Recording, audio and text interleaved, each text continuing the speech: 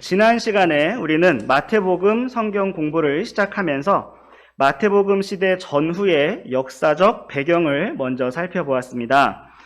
간단하게 기억해 보시면 먼저 우리는 성경에 기록된 역사 그대로 바빌론 왕 느부갓네살의 침공으로 멸망하였던 유다 왕국이 이후에 페르시아 고레스 왕의 칙령에 의해 재건되기 시작하였고, 마침내 느헤미야와 에스라와 스룹바벨의 건축을 통해 성전이 다시 세워졌음을 살펴보았습니다.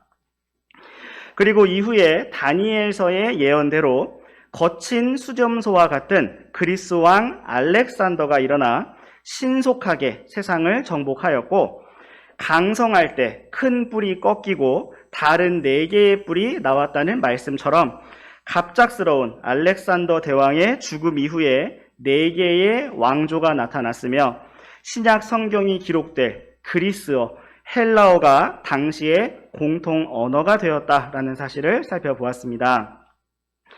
또 우리는 역사상 적그리스도를 가장 잘 예표하여 보여준다고 할 수 있는 그리스의 안티오코스 4세 에피파네스에 대해 살펴보았는데, 그는 예루살렘 성전에 제우스의 형상을 세우고 제단을 돼지의 피로 더럽힌 자였습니다. 그는 유대인들에게 강제로 돼지고기를 먹게 하였고 할례와 안식일을 금지하였으며 말 그대로 유대인 말살 정책을 펼쳤습니다.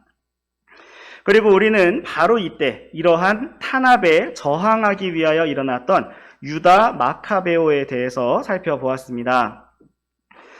또한 우리는 3년 만에 성전을 탈환한 유다 마카베오와 유대인들에게 성전의 촛불이 8일간 꺼지지 않는 기적과 함께 하누카라고 하는 성전 봉헌절 명절이 탄생하였음을 살펴보았습니다.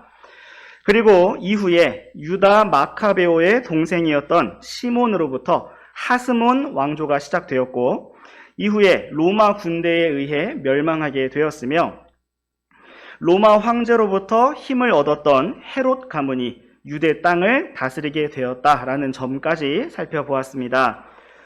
그리고 우리는 성경에 나타난 여러 헤롯들을 살펴보았습니다.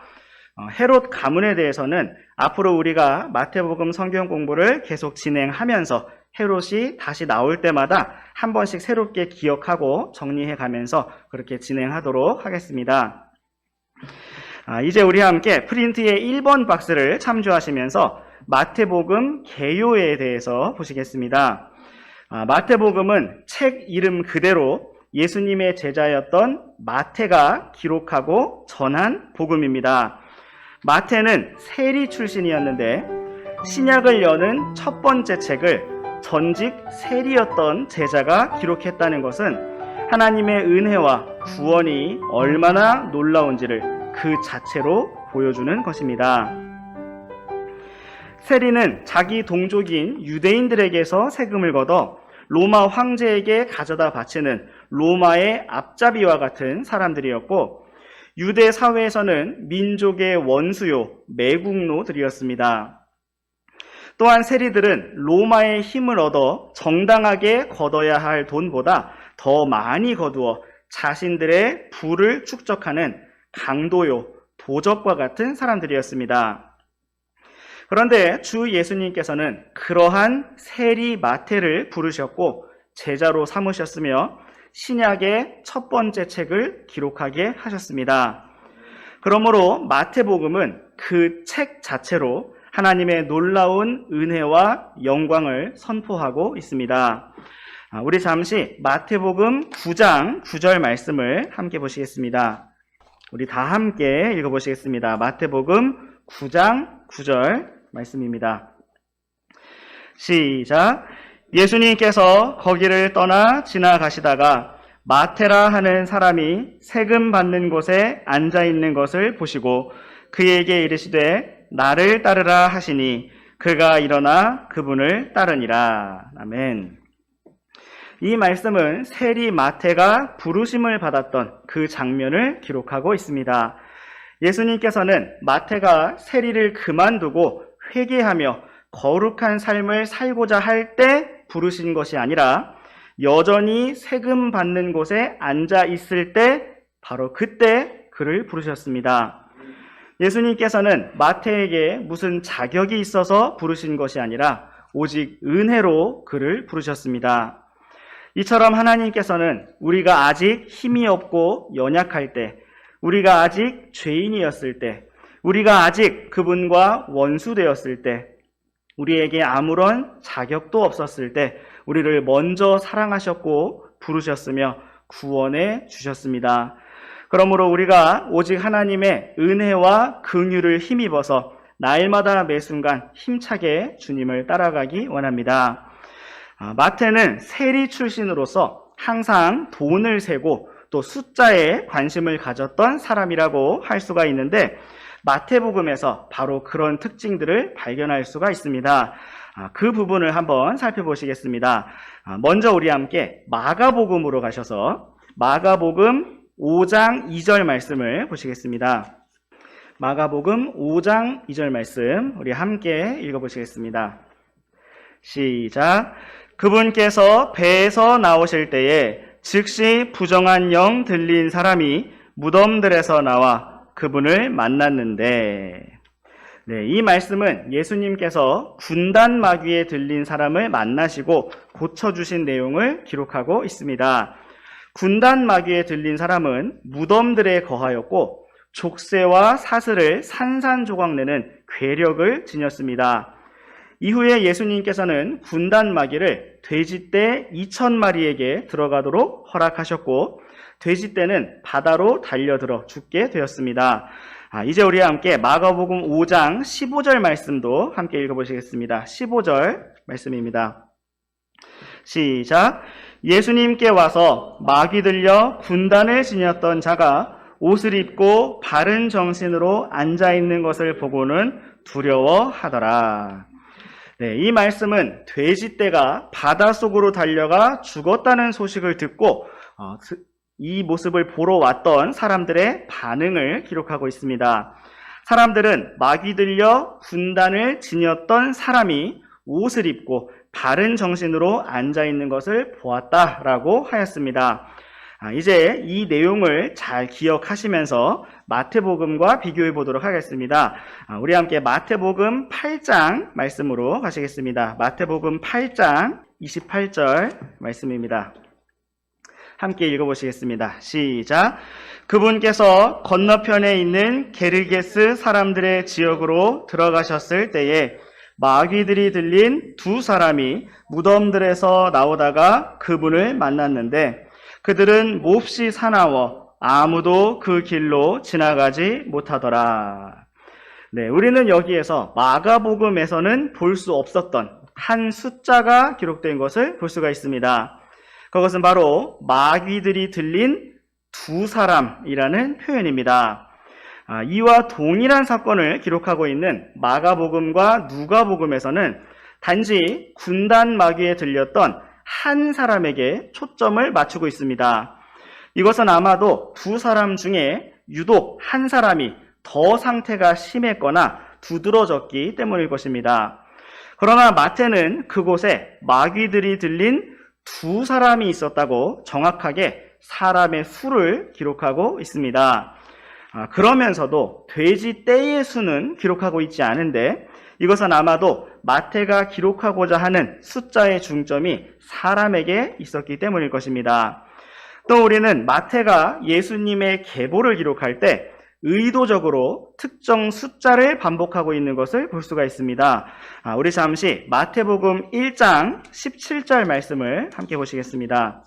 우리 함께 읽어보시겠습니다. 마태복음 1장 17절 말씀입니다. 시작. 그러므로 아브라함부터 다윗까지의 모든 세대가 14세대이고 다윗부터 바빌론으로 끌려간 때까지 14세대가 있으며 바빌론으로 끌려간 때부터 그리스도까지 14세대가 있느니라. 자세한 내용은 우리가 앞으로 마태복음 본문에 들어가면서 더 보겠지만 이 말씀처럼 마태는 의도적으로 14라는 숫자를 반복시키고 있습니다. 그 이유는 히브리어 알파벳으로 다윗의 이름이 숫자 14를 가리키기 때문입니다. 과거에 아라비아 숫자를 사용하지 않았을 때에는 알파벳의 순서에 따라 숫자를 붙여서 사용했는데, 이러한 알파벳 번호에 따라 다윗의 이름은 숫자 14가 됩니다. 그러므로 마태는 예수님께서 다윗의 자손으로 오신 정당한 왕의 계보를 따라오신 메시아 왕이시라는 점을 강조하기 위해서 다윗의 이름과 같은 숫자 14를 의도적으로 반복하고 있는 것입니다. 이러한 숫자와 관련된 특징들은 세리 출신 마태의 성격을 잘 보여주는 부분들이라고 할 수가 있습니다. 여기에서 우리가 생각해 볼 점은 하나님께서 자신의 영감받은 말씀을 기록하시면서 이러한 사람, 마태의 특징을 적절하게 잘 사용하시고 주님의 말씀에 어우러지게 하셨다는 것입니다. 우리는 마태복음뿐만 아니라 바울 서신에서도 또 요한의 서신에서도 이러한 특징들이 나타나고 있는 것을 볼 수가 있습니다. 하나님께서는 바울을 통해서 매우 논리적이고 체계적인 방식으로 복음과 진리의 말씀이 기록되게 하셨습니다. 바울 서신을 보면 질문을 던지고 또 답을 주며 예를 들어서 설명하고 결론을 내는 그러한 방식의 체계적인 글을 자주 볼 수가 있습니다. 반면 어부 출신의 사도 요한은 그런 복잡한 구성의 글이 아니라 매우 단순하면서도 깊은 표현으로 하나님은 빛이시다, 그분 안에 거하는 자는 형제를 사랑한다 와 같이 매우 간단 명료한 문장으로 진리를 선포한 것을 볼 수가 있습니다. 이것은 하나님께서 일하시는 참으로 놀라운 방식을 보여주는 것입니다. 하나님께서는 살아있고 권능이 있는 자신의 말씀을 기록하시는 그 순간에 자신과 함께 일하는 바로 그 사람들의 특징을 그대로 사용하셨다는 것입니다. 사람에게 아무런 자격도 지혜도 능력도 없으니 단순히 받아쓰기를 하도록 시키신 것이 아니라 아무 생각 없이 기계적으로 정확하게 움직이도록 그렇게만 하신 것이 아니라 하나님께서 창조하시고 인도하신 그 작품 그대로 주님과 함께 일하는 그 일꾼들의 특징을 그대로 사용하셨다는 것입니다. 이처럼 오늘날 하나님께서는 우리들도 그렇게 사용하기를 원하십니다. 주 예수 그리스도께서 우리 안에 살아계시다는 것은 참으로 놀라운 진리이며 놀라운 신비입니다. 내가 아니요 그리스도께서 사신다라는 말씀은 우리가 다 똑같은 모양의 복제품이 되어야 한다는 것이 아니라 주 예수님께서 바로 우리 각자 안에 살아계시다는 것입니다. 하나님께서는 우리 안에서 일하실 때 우리를 창조하시고 우리 각자 안에 주셨던 그 특징을 그대로 살려서 일하게 하실 것입니다. 그것이 바로 우리 각자의 삶이 참으로 복되고 기대되며 영광스러운 이유입니다. 마태와 함께 일하셔서 마태의 특징이 그대로 녹아 들어간 마태복음을 기록하게 하시고 또 바울의 특징과 함께 바울 서신을, 요한과 함께 말씀을 기록하게 하신 하나님께서 우리 안에서도 일하셔서 우리를 다듬으시고 온전케 하셔서 우리 각자 안에서 주님의 생명이 일하실 때에만 나타날 수 있는 참으로 독특하고 특별한 일들을 놀랍게 행하실 것입니다. 우리가 구하거나 생각하는 것 이상으로 심히 넘치도록 행하시는 주님의 역사를 기대하면서 담대하게 전진하고 주님과 동행하는 우리 모두가 되기를 원합니다. 이제 다시 마태복음의 기록자 마태에 대해서 보시면 프린트에 적어드린 것처럼 마태는 그리스식 이름으로 하나님의 선물이라는 뜻입니다. 또한 마태의 유대인식 이름은 바로 레위인데 그 뜻은 연합하다라는 뜻입니다. 우리 잠시 누가복음 5장 말씀으로 가보시겠습니다. 누가복음 5장 27절과 28절 말씀 번갈아서 읽어보시겠습니다. 이 일들 뒤에 그분께서 나가시다가 레위라 하는 세리가 세금 받는 곳에 앉아있는 것을 보시고 그에게 이르시되 나를 따르라 하시니. 그것을 두고 일어나 그분을 따르니라. 네, 마태복음에서는 세금 받는 곳에 앉아있던 사람의 이름을 마태라고 기록하고 있지만 마가복음과 누가복음에서는 그 이름을 레위라고 기록하고 있습니다. 이 말씀과 같이 예수님께서는 죄 가운데 앉아있던 마태, 레위를 부르셨고 구원하셨으며 제자로 삼아주셨습니다. 우리 함께 계속해서 이어지는 29절부터 32절까지 말씀도 번갈아서 읽으시겠습니다. 29절에서 32절입니다. 레위가 그분을 위해 자기 집에서 큰 잔치를 베풀었는데 세리들과 또 그들과 함께 앉아있는 다른 사람들의 큰 무리가 있더라. 그런데 바리새인들이 그분의 제자들에게 투덜대며 어찌하여 가 함께 먹고 마시느냐 하매 예수님께서 그들에게 대답하여 이르시되 온전한 자들에게는 의사가 필요 없으나 병든 자들에게는 필요하니 나는 의로운 자들을 부르러 오지 않고 죄인들을 불러 회개하게 하려고 왔노라 하시니라. 아멘. 이 말씀과 같이 주 예수님께서는 병든 자들, 죄인들인 우리들을 찾아오셨고 불러주셨으며 회개하게 하셨고 구원해 주셨습니다. 우리를 먼저 찾아오시고 사랑해 주신 주님을 찬양합니다.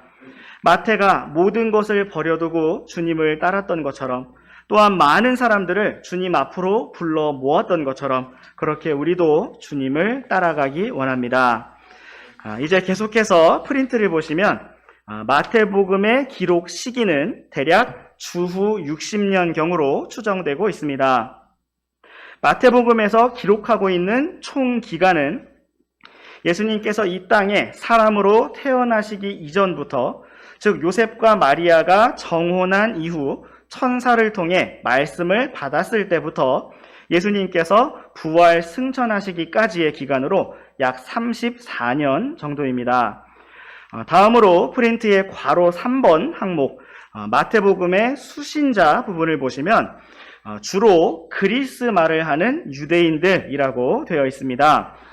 그 이유는 먼저 마태복음이 그리스 말로 기록되었기 때문이고 또한 마태복음에서 강조하고 있는 특징이 바로 예수님께서 다윗의 자손이시라는 부분과 구약 성경이 어떻게 성취되었는가 하는 부분이기 때문입니다. 우리 함께 마태복음 1장 1절 말씀을 함께 보시겠습니다. 마태복음 1장 1절 말씀 시작. 아브라함의 자손이시요 다윗의 자손이신 예수 그리스도의 세대에 대한 책이라. 아멘. 예수님께서는 아브라함의 자손이시고 다윗의 자손이신데 이것을 중요하게 여길 만한 사람들은 바로 유대인들입니다. 특별히 이 말씀을 영어로 보시면 다윗의 자손이시라는 말이 아브라함의 자손이시라는 말보다 먼저 나온 것을 볼 수가 있습니다. 시간 순서로 하자면 다윗보다 아브라함의 자손이신 것이 먼저이지만 마태의 강조점은 예수님께서 바로 다윗의 자손이시라는 것에 있음을 볼 수가 있습니다. 우리 함께 이사야서 9장 말씀으로 가보시겠습니다. 이사야서 9장 6절과 7절 말씀을 번갈아서 읽어보시겠습니다. 이사야서 9장 6절과 7절 말씀입니다. 이는 한 아이가 우리에게 태어났고 한 아들이 우리에게 주어졌는데 그의 어깨에는 정권이 놓이고 그의 이름은 놀라우신 분, 조언자, 강력하신 하나님, 영존하시는 아버지, 평화의 통치자라 할 것이기 때문이라.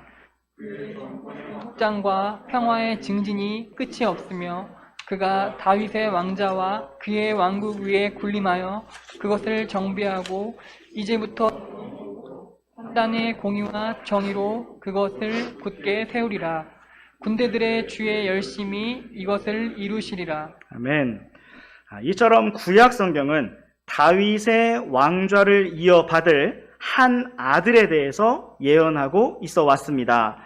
그러면서도 그 아들을 가리켜서 강력하신 하나님이라고 부르고 있고 영존하는 아버지라고 부르고 있으며 평화의 통치자라고 부르고 있습니다.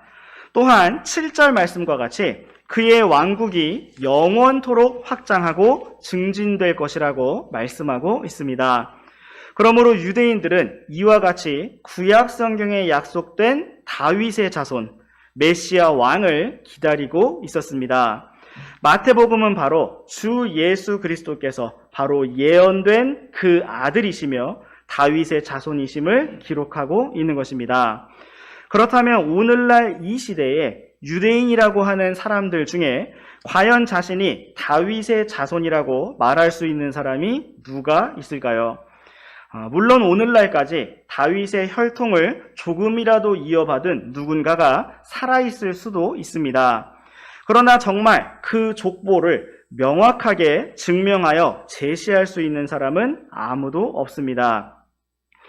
로마 제국으로 인해 예루살렘 땅이 완전히 멸망하면서 또 히틀러에 의해 600만의 유대인들이 학살을 당하면서 전 세계로 흩어졌다가 다시 기적적으로 예언의 말씀을 성취하기 위해 다시 세워진 바로 그 이스라엘 땅에 만약 그런 다윗의 자손이 있다고 한다면 그는 이미 유대인들 중에서 전 세계적으로 유명한 사람이 되었을 것입니다. 아마도 마지막 날들에 적그리스도가 나타나게 될 때 이러한 다윗의 자손을 사칭하게 될 것입니다. 또한 우리 다시 마태복음 1장 말씀으로 돌아오셔서 마태복음 1장 22절 말씀을 보시겠습니다. 마태복음 1장 22절 말씀 시작. 한편 이 모든 일이 이루어진 것은 주께서 대언자를 통해 말씀하신 것이 성취되게 하려 함이더라 이르시되. 네, 이 말씀과 같이 마태복음에서는 예수님께서 구약의 대언자들을 통해 말씀하신 것을 성취하시는 분이심을 강조하고 있습니다. 왜냐하면 유대인들에게 바로 그것이 중요한 점이었기 때문입니다. 또한 우리와 함께 마태복음 5장 말씀도 보시겠습니다. 마태복음 5장 17절과 18절 말씀 번갈아서 읽어보시겠습니다. 마태복음 5장 17절과 18절 말씀입니다. 내가 율법이나 대언자들의 글을 폐하러 온 줄로 생각하지 말라. 나는 폐하러 오지 아니하고 성취하러 왔노라. 진실로 내가 너희에게 이르노니 하늘과 땅이 없어지기 전에는 율법에서 1.1획도 결코 없어지지 아니하고 마침내 다 성취되리라. 아멘. 이 말씀과 같이 마태복음은 계속해서 예수님께서 구약의 말씀을 성취하러 오신 분이심을 강조하고 있습니다. 마태가 계속해서 이런 부분을 강조하는 이유는 이 말씀의 주요 독자들, 주요 수신자들이 바로 유대인들이었기 때문입니다. 그렇다면 우리 이방인들은 마태복음과 관련이 없는가 하면은 결코 그렇지 않습니다. 우리는 마태복음에서 여전히 이방인들을 향한 주님의 계획과 뜻과 말씀을 발견할 수가 있습니다. 우리와 함께 마태복음 8장 5절 말씀을 보시겠습니다. 마태복음 8장 5절 말씀입니다. 시작. 예수님께서 가버나움으로 들어가시니 한 백부장이 그분께 와서 그분께 간청하여. 네, 이 말씀은 예수님께서 고쳐주신 이방인 백부장의 종에 대해 기록하고 있습니다. 그는 주 예수님의 말씀에 권위가 있으니 오직 한 말씀만 하시면 나의 종이 나을 것이라고 예수님께서 놀라워 감탄하실 만한 참으로 놀라운 믿음의 고백을 한 사람이었습니다. 누가복음에서는 바로 이 백부장에 대해서 유대 민족을 사랑하고 그들을 위해 회당을 지어준 사람이었다라고 기록하고 있습니다. 이처럼 마태복음은 주로 유대인들을 위해서 기록되었으면서도 이방인들을 향한 주님의 뜻과 계획과 영광을 함께 기록하고 있습니다. 또한 우리와 함께 마태복음 12장 말씀으로 가보시겠습니다. 마태복음 12장 18절 말씀 함께 읽어보시겠습니다. 함께 읽으시겠습니다. 시작. 내가 택한 나의 종, 내 혼이 매우 기뻐하는 자, 곧 내 사랑하는 자를 보라. 내가 내 영을 그 위에 두리니 그가 이방인들에게 판단의 공의를 보이리라. 아멘. 마태는 바로 한 구절 위에 17절 말씀에서 이사야서 말씀이 이렇게 성취될 것이다 라고 언급하면서 지금 우리가 함께 읽은 것처럼 주 예수님께서 바로 이방인들에게 판단의 공의를 보이실 것이라고 말씀하고 있습니다. 아래에 이어지고 있는 20절과 21절 말씀도 번갈아서 읽어보시겠습니다. 20절, 21절입니다. 그는 상한 갈대를 꺾지 아니하며 연기나는 심지를 끄지 아니하기를 친히 판단의 공의를 보내어 승리할 때까지 하리니. 이방인들이 그의 이름을 신뢰하리라 하였느니라. 아멘. 주 예수님께서 보이실 판단의 공의란 상한 갈대와 같은 우리 이방인들을 꺾지 아니하시고 연기나는 꺼져가는 촛불의 심지 같은 우리들을 끄지 아니하시며 여전히 긍휼을 베푸시는 것을 의미합니다. 그리고 마태복음은 바로 이방인들이 주 예수님의 이름을 신뢰할 것이라고 선포하고 있습니다. 바로 여기에 기록된 이방인들 속에 우리들이 포함되어 있습니다. 참으로 죄 많고 자격 없는 우리 각자가 여기에 언급되어 있는 것입니다. 참으로 놀라운 사랑과 긍휼로 판단의 공의로 우리를 찾아와 주시고 구원해 주신 주님을 찬양합니다. 또한 마태복음이 참으로 놀라운 것은 가장 마지막에 기록된 지상 사명에서 모든 민족들에게 나아가 복음을 선포하라는 명령을 기록하고 있기 때문입니다. 여기에 기록된 모든 민족들 안에 바로 우리들이 포함되어 있었고 전 세계 모든 이방인들이 다 포함되어 있는 것입니다. 그러므로 우리는 마태복음에 기록된 이 귀한 말씀들이 1차적으로는 주로 유대인들을 향해서 기록된 것이면서도 동시에 우리 이방인들을 위해서 기록된 것임을 확실히 알 수가 있습니다. 또한 우리는 마태복음에서 신약 교회에 대한 말씀도 발견할 수가 있습니다. 우리 함께 마태복음 16장 말씀으로 가보시겠습니다. 마태복음 16장 18절과 19절 말씀. 내가 또한 내게 이르노니 너는 베드로라. 이 반석 위에 내가 내 교회를 세우리니 지옥의 문들이 그것을 이기지 못하리라. 내 하늘의 때들을 내게 주리니 무엇이든지 내가 땅에서 묶으면 그것이 하늘에서 묶일 것이요 무엇이든지 내가 땅에서 풀면 하늘에서 풀리리라 하시고. 아멘. 주 예수님께서는 이 반석 위에 자신의 교회를 세우실 것이라고 말씀하셨습니다. 이 반석이란 지금 대화의 주제이신 주 예수님 자신을 가리키는 것입니다. 잠시 눈으로 위에 15절 말씀을 보시면 예수님께서는 제자들에게 너희는 나를 누구라고 하느냐라고 물으셨습니다. 당시 사람들은 예수님에 대해서 죽었던 침례자 요한이 살아났다라고 하기도 하였고 엘리야나 예레미야다라고 하기도 하였습니다. 예수님께서는 제자들에게 예수님을 누구라고 하느냐고 물으셨고 베드로는 16절 말씀과 같이 주 예수님께서 그리스도시요 살아계신 하나님의 아들이시라고 고백하였습니다. 그리고 예수님께서는 바로 반석이신 주 예수님 자신 위에 교회를 세우실 것이라고 말씀하신 것입니다.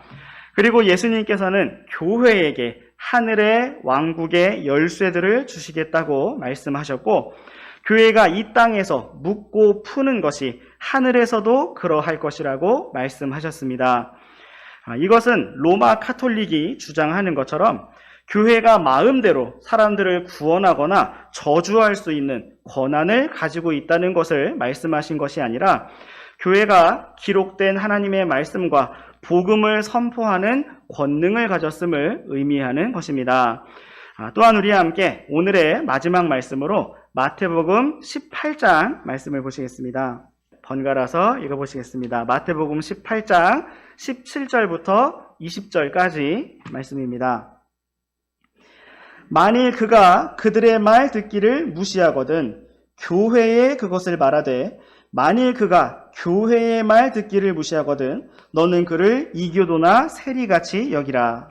진실로 내가 너희에게 이르노니 무엇이든지 너희가 땅에서 묶으면 그것이 하늘에서 묶일 것이요 무엇이든지 너희가 땅에서 풀면 그것이 하늘에서 풀리리라.